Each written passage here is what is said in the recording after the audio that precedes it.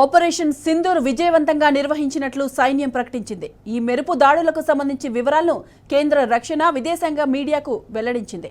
విదేశాంగ శాఖ కార్యదర్శి Vikram Misri, colonel Sofiya Qureshi, wing commander Vyomika Singh దాడుల గురించి మాట్లాడారు. నిఘా వర్గాల నుంచి వచ్చిన అత్యంత ఖచ్చితమైన సమాచారంతోనే ఉగ్ర శిబిరాలను ధ్వంసం చేశామని త్రివిధ దళాల అధికారులు వెల్లడించారు.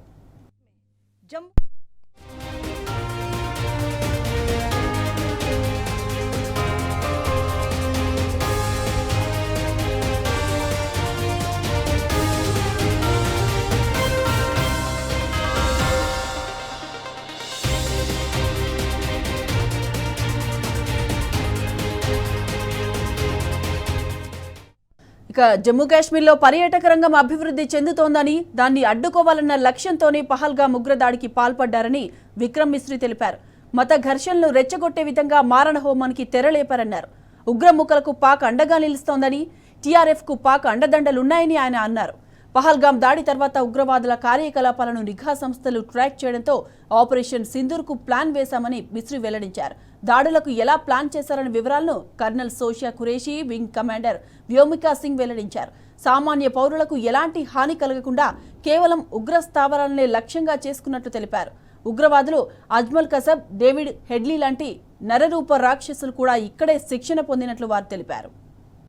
Identification of the attackers based on eyewitness accounts as well as other information available to law enforcement agencies has also progressed. Our intelligence has developed an accurate picture of the planners and backers of this team. The features of this attack also tie in with Pakistan's long track record of perpetrating cross-border terror in India, which is well documented and beyond question. Pakistan also has a well-deserved reputation as a haven for terrorists from around the world, with internationally proscribed terrorists enjoying impunity there. In addition, Pakistan has been known to willfully mislead the world and international forums, such as the Financial Action Task Force, on this issue.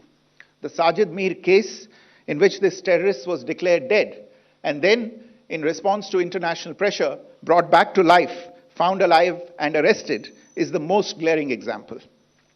The latest attack in Pahalgam has understandably generated deep anger in Jammu and Kashmir and in